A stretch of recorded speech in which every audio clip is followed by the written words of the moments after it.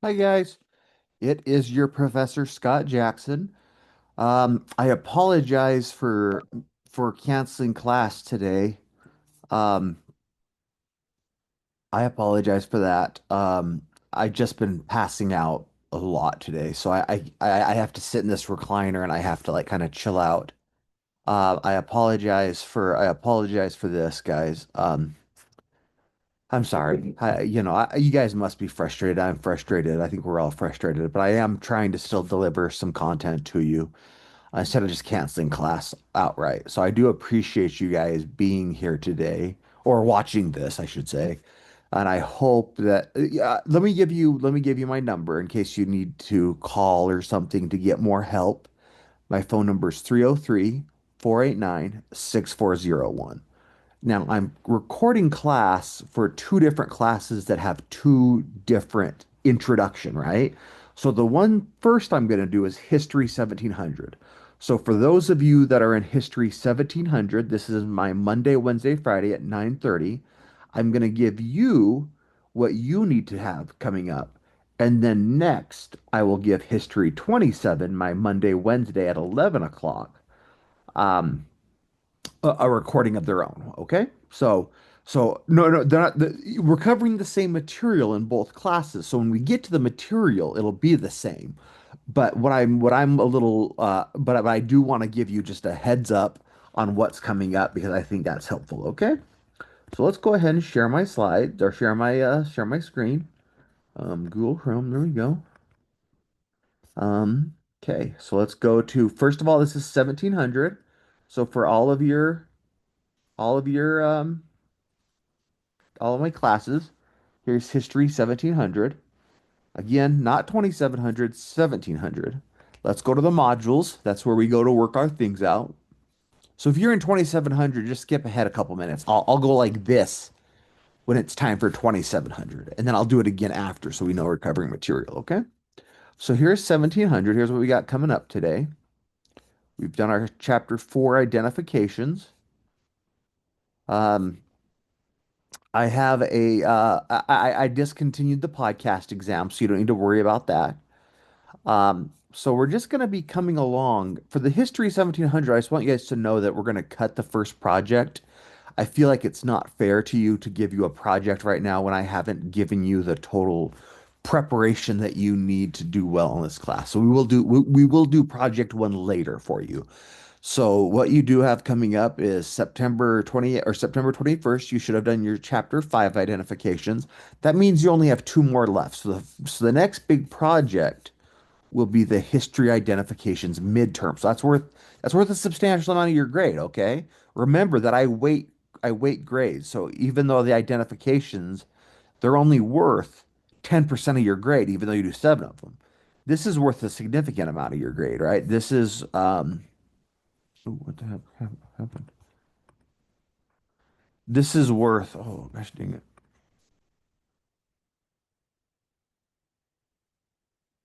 Oh, let me go to assignments here.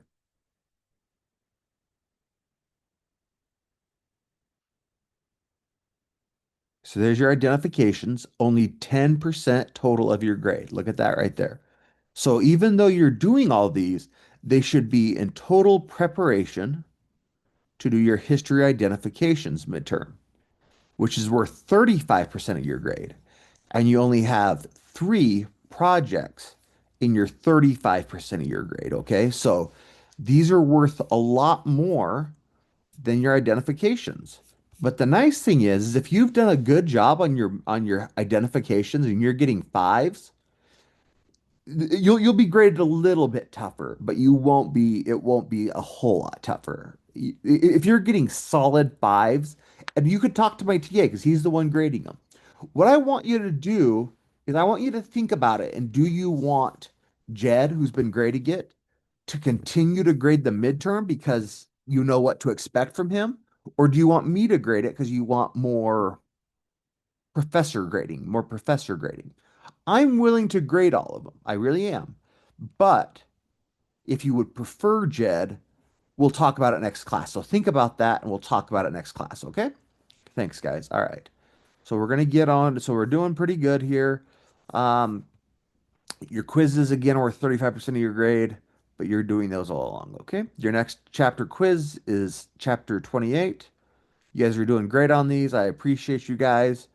Um, Great job, 1700. I want you guys to know that, okay? Now, 1700, those of you that are listening, I'm going to wave at you when it's time for you to come back for 27, or after I'm done instructing 2700. That way, you're not listening to everything they are, okay? So I'm going to give a quick wave to my 2700 class. They're going to come on, and my 1700 class is going to be off, okay? So here comes, this is kind of fun. This is kind of fun. Uh,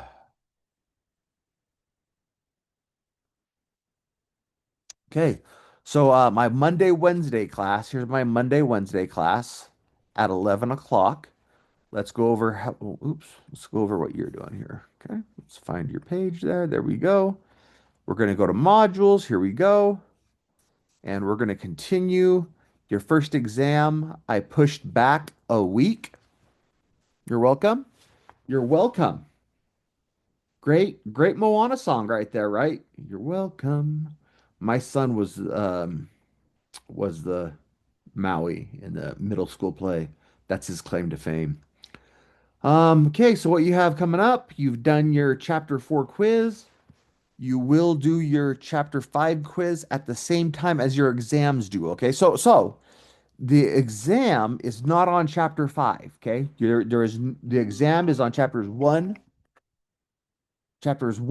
through 4, okay?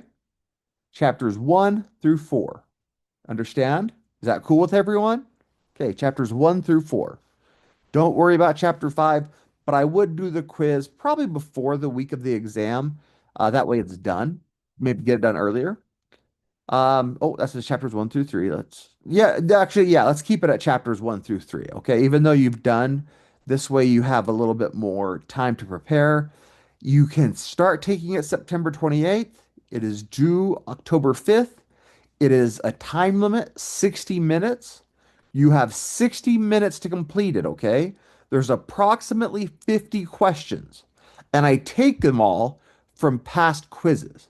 Now, because you don't get every single quiz question in the quiz bank, you will see some test questions that you have not seen on quizzes, but they will be in the same test bank or quiz bank, okay?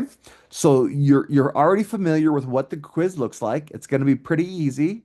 For those of you that have stayed on target, you guys are getting good quiz scores. You should do really well. Now, keep in mind that there are ways for me to tell if you've cheated. Okay. Now, if you're a really good cheater, you can probably get away with it.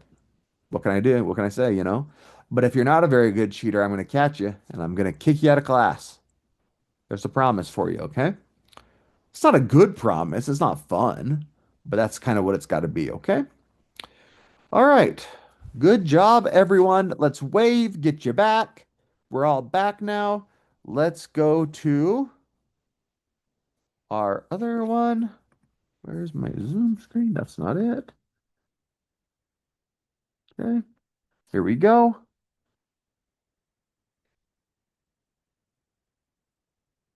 Let's go to PowerPoint. Share this. We are going to talk about Virginia and Maryland. We are going to talk about Virginia and Maryland a little bit more. We're going to talk about slavery, freedom, and the struggle for empire. So this is chapter 4 of Give Me Liberty. These PowerPoints are not as fun as my. I tend to use two PowerPoints. I tend to use my old PowerPoints, and I tend to use my book PowerPoints. The old PowerPoints that I use tend to be a little more fun. They're more engaging, but this delivers a lot more information. Okay, so let's cover that. All right. Here's our lecture preview. We're going to talk about slavery. We won't get through all of this today. We'll get through most. We'll finish it on Wednesday, but I did want to give you a good start. Okay. So, slavery and empire, slave culture and slave resistance. Some people ask, why didn't the slaves resist more? Well, they did. They did resist more, but we're going to cover that in a little bit more. We're going to talk about an empire of freedom. Interesting juxtaposition here between the slave culture. Oops, put that on. slave culture and slave resistance, slavery, but also freedom at the same time. What does that mean? Well, it's different for each person, right? It's different for each person. So that's interesting. Okay. Here's our first focus question. How did African slavery differ? Okay. How is it different from regions, right? Where is it the hardest to be the slave? Now we're going to get to cotton in a few power, and I think next chapter or the chapter after that, we're going to get to cotton, and we're going to realize that that slavery was a lot harder down in the deep South. So we're going to get there, okay? Here's the Atlantic trade. The Atlantic trade is vital for the world economy. It becomes the world's first global economy as Britain spreads its power over much of Europe and even in India and other places. Africa is being put in and everything like that. So, oh, did I wave? Did I wave for my 2700 class to be back? If you're my 2700 class and I waved, I didn't. I can't remember if I waved to you or not. If I didn't, back it up a little bit back to the start of the PowerPoint, and you'll be fine. Okay.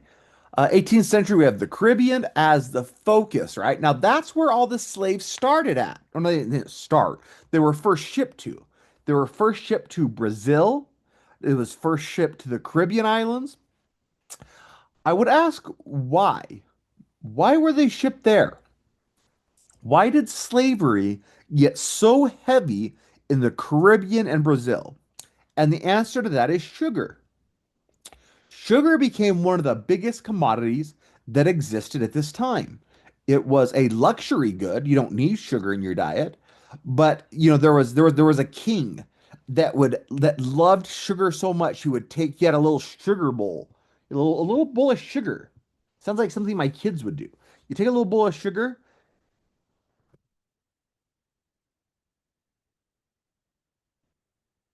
You take it. By the way, guys, like this is just happening.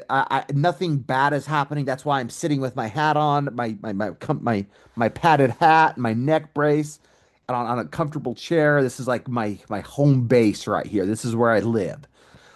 So I just want you to know, like, don't freak out. This is just happening to me. I mean, I'm seeing doctors, I'm seeing specialists. So don't freak out. Don't worry about me. If you do send vibes, send me vibes. If you pray, send me prayers. Appreciate that. I appreciate you guys. I appreciate you guys being willing to work with me this semester. It has been so incredibly stressful to me to realize that I have not been in the classroom. So I thank you for bearing with me. Thank you.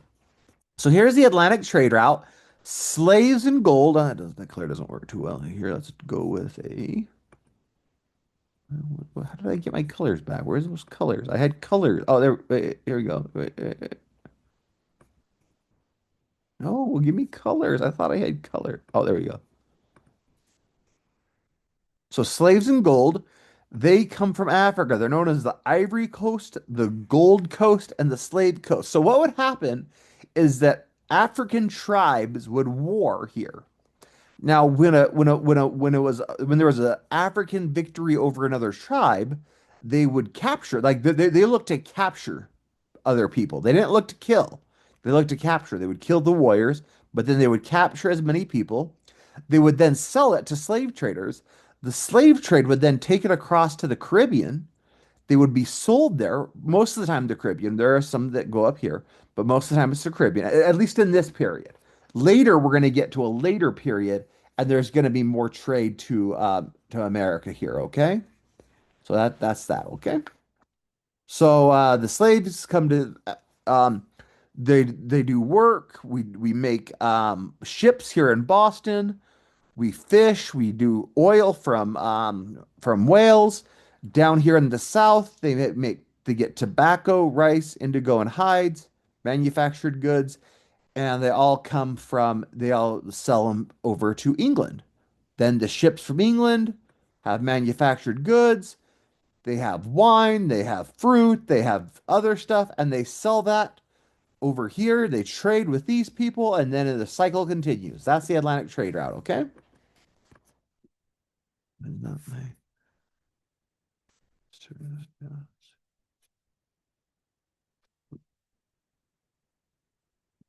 Okay. Oops. Why did that go away? Oh man, I suck so bad at this stuff, guys. I'm sorry. Okay.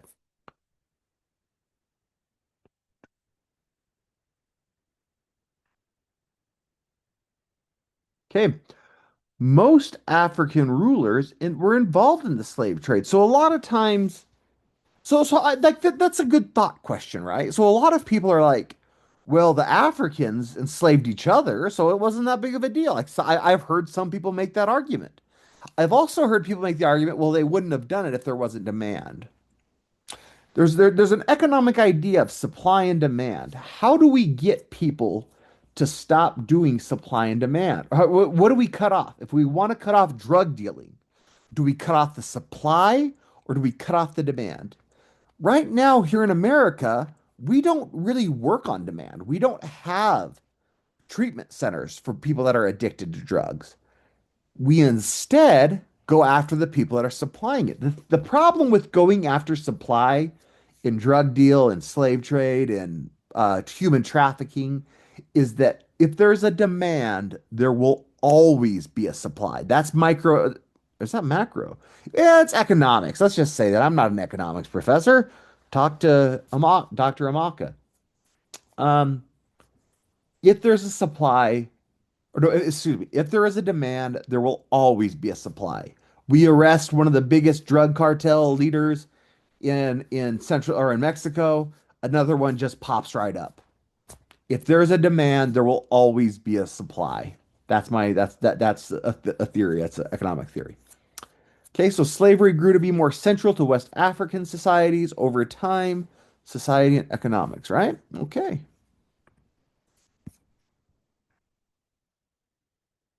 All right, here's Olida Aquino.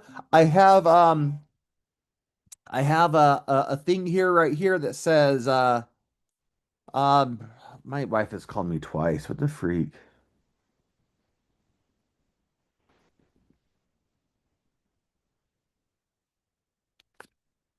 Okay, sorry about that, guys. Oh, Olida Aquino, I have a if we go back if you go back in the recording and you see her on Canvas, there is a primary source of Olida Aquino. Okay, one of the most educated, one of the most just absolute brilliant person that escaped from slavery, right? So really a wonderful man. Here's a panorama of the slave trade, slaves being moved. Here's the Native Americans. Anybody know why? I don't know why I'm asking nobody here. Anybody know why there was why Native Americans were not enslaved as much? Well, they did for the slave mines early on, but they didn't have the strength. A lot of them just died. And so that's why they turned to Africans. So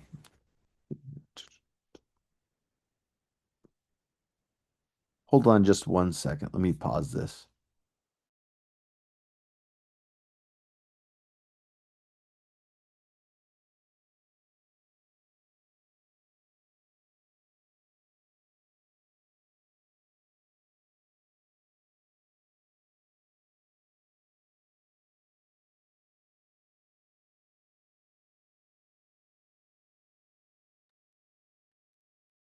Sorry about that. In addition to my condition, I have a little daughter that's refusing to go to school. So my wife's trying to court. I can't drive, so I can't take her to school. It kind of sucks.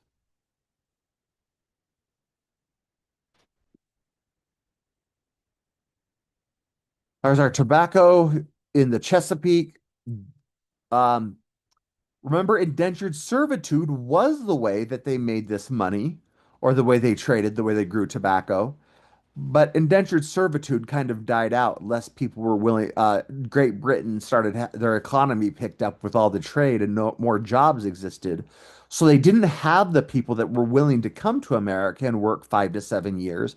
And so, because of the decrease in indentured servitude, we see a growing demand for labor that they fulfill with slavery, right? With Africans, right? Um, Most worked in the field. Laid the foundation for the Chesapeake elite right there, right? Freedom and slavery in the Chesapeake, legal measures were passed for the first time. Law, right? Why was the law used to do that? I mean, that's a good question, right? Why is the law starting to come into effect here? Well, the idea is that people started challenging slavery for the first time. People were like, wait a minute, is law actually a good thing? Or not, sorry, excuse me, is slavery really a good thing? No, it's not. Slavery is not a good thing. But they put it into law and they justified it with the Bible. There are Bible passages, especially in the Old Testament, that talk about the legitimacy of slavery, right? So a lot of people turn to slavery. A lot of people, if you're in this class and you're sitting with some friends watching this recording, talk to each other for just a second.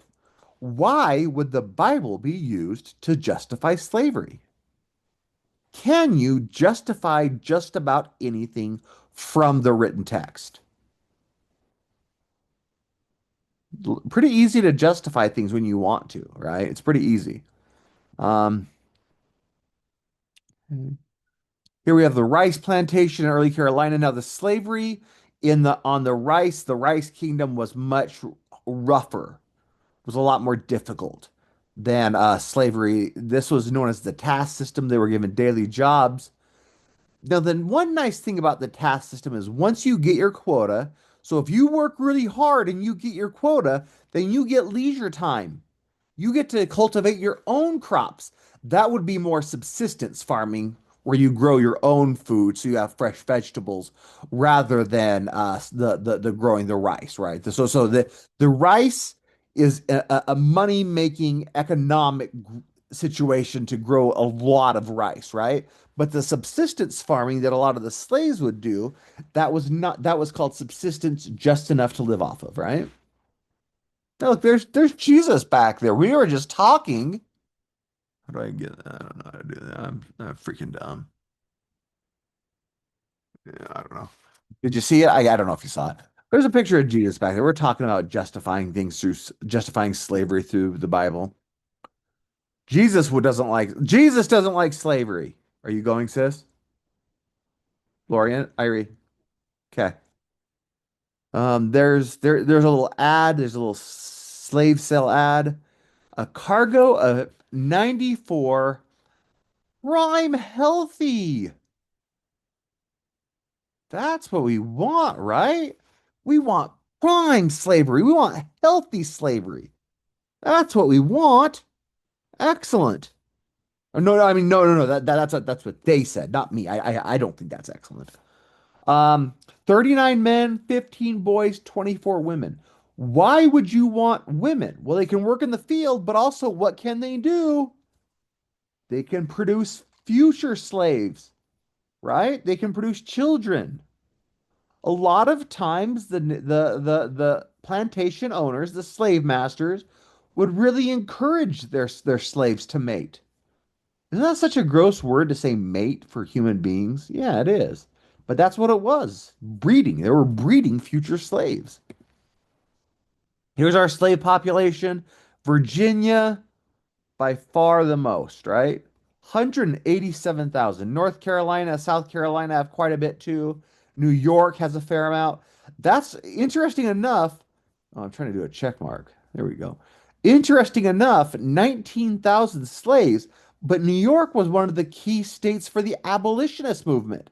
So I think that's cool. New York really did rely on slaves. They did, but they were still the early moves in the abolitionist movement. Credit to New York because they lost money off getting rid of their slaves. Okay, we have rice cultivation. We talked about that in Georgia. Slavery in the North, less central to the economies of New England and the middle colonies, but marginal. Okay. They had more lenient laws. Remember what I just said? The laws were a little stricter, right? Okay. They were a little stricter.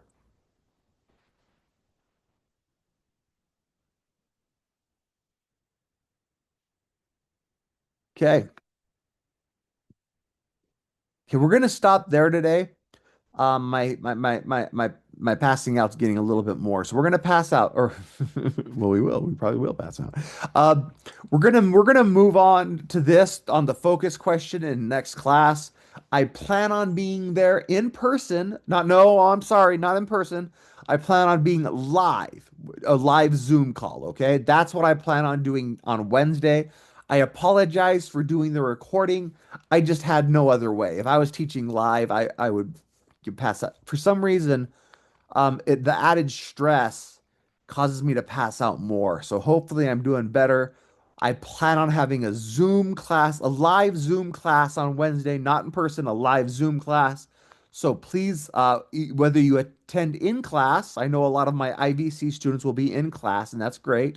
But a lot of my students that are at Snow, feel free to view it from home, but you are also welcome to come, okay? So that's that. Okay, I love you guys. Thank you for your patience. Thank you so much. I really appreciate and admire you for sticking with me. Thank you so much. All right, guys. Have a great day. We will stop the recording and please, I gave you my phone number, 303-489-6401. If you have any questions, you're being challenged too much.